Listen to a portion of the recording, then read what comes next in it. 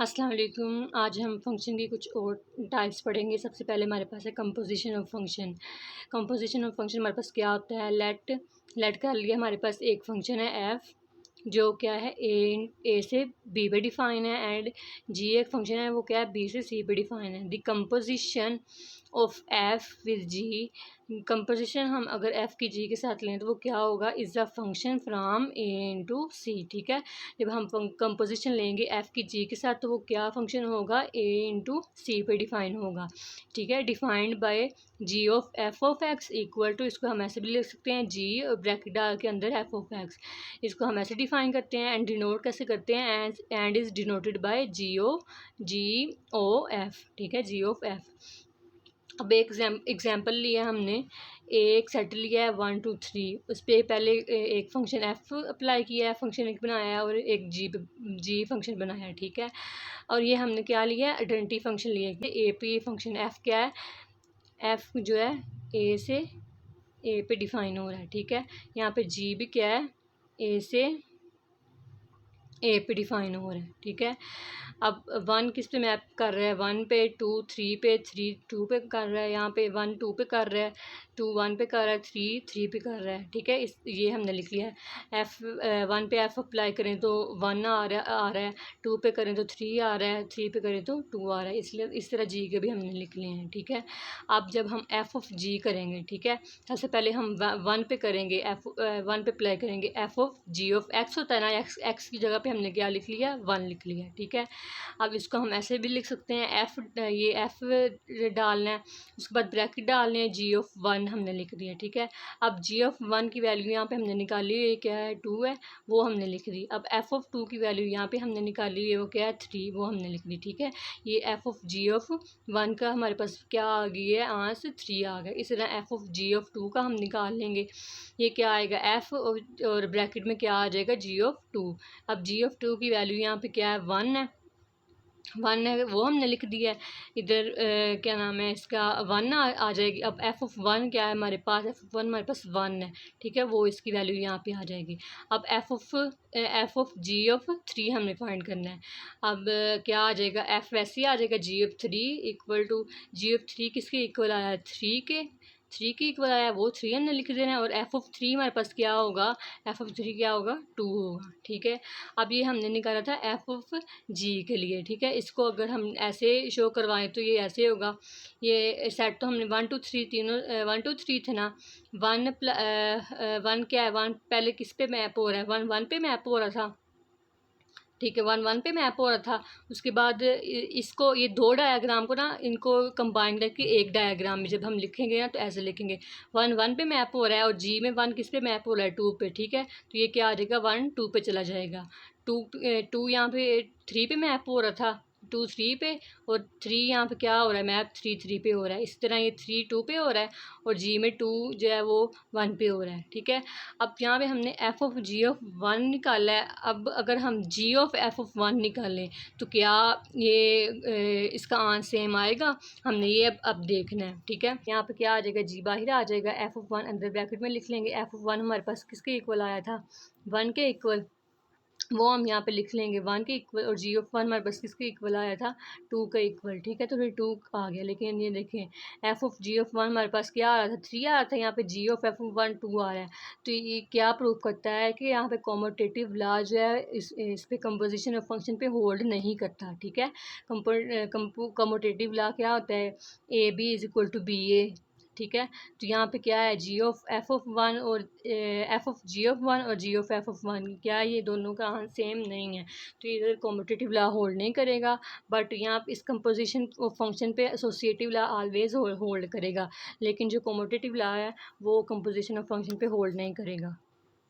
Next हमारे पास inverse of a function. Inverse of a function क्या होते हैं? Let F be a function of A into B. ठीक है, एफ कोई फंक्शन है, एफ कोई फंक्शन है जो किस पे डिफाइन हो रहा है? ए इंटू बी पे। ठीक है, अब वो कह रहे हैं लेट कर लें, लेट जो बी है ना, वो स्मॉल बी, वो बिलोंग कर रहा है किससे? एक बी हमने कोई स्मॉल बी एलिमेंट लिया है, किससे? कैपिटल बी से। द इनवर्स ऑफ बी, इस बी का इनवर्स क्या हुआ है? The inverse of B consist of those element in A which have B as their image. ठीक है, वो क्या कह रहे हैं कि बी का इनवर्स वो सारे एलिमेंट होंगे ए के जिसका इमेज क्या आ रहा है? बी आ रहा है। फॉर एग्जांपल मैं इधर एक आपको एग्जांपल लेके बताती हूँ। 1 2 3 ए बी सी, ये ए सेट है, ये बी सेट है। ठीक है, 1 ए पे मैप कर रहा है, B2 पे B3 पे कर रहा है। ठीक है, C2 पे कर रहा है। अब वो कह रहे, अब हमने बी क्या लिया था? बी कैपिटल बी में से लिया है। अब बी का इन्वर्स क्या होगा? ए के वो तमाम एलिमेंट जिनका इमेज क्या हो? बी हो। अब ए के कौन कौन से एलिमेंट है जिनका इमेज बी है? 2 है जिसका इमेज बी है। ठीक है, बस यहाँ पे 2 है और 3 का भी इमेज बी है। ठीक है, अब ये 2 और 3 क्या होंगे? इस बी के इन्वर्स होंगे। ठीक है, 2 और 3 क्या होंगे? इस बी के इन्वर्स होंगे। अब आगे 2 पॉइंट्स बताए हुए हैं। The inverse of bijective function is bijective. ठीक है, अगर कोई फंक्शन है वो बाइजेक्टिव है देन उसका इन्वर्स भी क्या होगा? ऑलवेज बाइजेक्टिव होगा। और दूसरा पॉइंट क्या बताया हुआ है कि if A from A into B है इज़ बाइजेक्टिव है and G B into A is also bijective. मतलब एफ ए से बी है वो बाइजेक्टिव है और ये जी इसका क्या है? एफ का इन्वर्स। ए से बी था ना, अब ये बी से ए है, ये इसका इन्वर्स है एफ का। अब ये भी बाइजेक्टिव हो such that composition of F and G is identity function then F and G is called inverse of each other. ठीक है, ये एफ इसका इन्वर्स जी का तब होगा जब क्या होगा? जब F and G identity function होंगे। ठीक है, आइडेंटिटी फंक्शन होंगे, इनकी कंपोजिशन क्या होगी? आइडेंटिटी होगी, then F and G is called inverse of each other. अब नेक्स्ट है हमारे पास प्रोपोजिशनल फंक्शन। प्रोपोजिशनल फंक्शन कौन से होते हैं? Propositional function defined on Cartesian product A cross B of 2 set A and B. Propositional function ऐसे function होते हैं जो किस पे डिफाइन होते हैं? कार्टेशियन प्रोडक्ट पे डिफाइन होते हैं। कौन से सेट पे? 2 सेट्स पे ए एंड बी। ये क्या होते हैं? Is an expression denoted by P of X Y. ठीक है, ये एक ऐसा एक्सप्रेशन होता है P of X Y which have the property that P of A B is true और फॉल्स। ठीक है, ये इसको हम डिनोट कैसे करते हैं? पी ऑफ एक्स वाई पे देन एक्स और वाई की वैल्यूज़ हम देते जाते हैं और एक स्टेटमेंट लिख देते हैं कि ये ट्रू है या फॉल्स है। इसकी एक एग्जांपल है, उसके ज़रिए मैं आपको बताती हूँ। ये P F of X Y है। अब ये एक स्टेटमेंट हमने लिख दी है कि X is less than Y है। ठीक है, X is less than Y है। इसको हम इस स्टेटमेंट को हम क्या बोलेंगे? प्रेडिकेट्स।